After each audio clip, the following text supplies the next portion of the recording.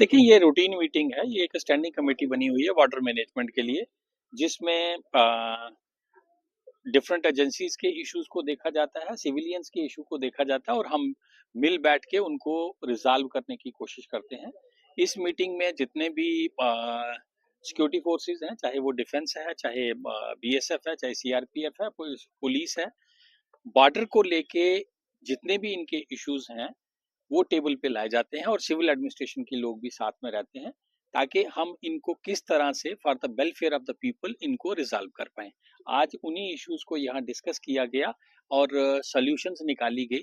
For example लोगों को cultivation के इश्यूज आते हैं, जो हमारी फेंसिंग है उसके उस तरफ जो लोग हमारे विलेजेस हैं वो रहते हैं, उनकी फ्री मूवमेंट कैसे हो, उनको फैसिलिटीज कैसे दी जाए, मेडिकल कैंप कैसे लगाए जाएं वहाँ पे, उनकी जो सोशल सिक्योरिटी स्कीम है सरकार की, उनका बेनिफिट उनको कैसे दिया जाए, वो उस पे डिस्कशन हुई। तो मतलब बंकर्स का भी उसमें कुछ सोचा गया है, बंकर्स जो नए बनने थे? देखिए, नए बंकर्स ऑलरेडी प्रोजेक्टेड हैं, यूं ही सैंक्शन आएगी वो स्टार्ट हो जाएंगे।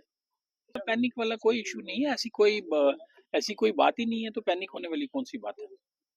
कोई नहीं है। ये this is a routine meeting और इस मीटिंग में लोगों के इश्यूज को देखा गया है जो वाटर के उस तरफ हैं।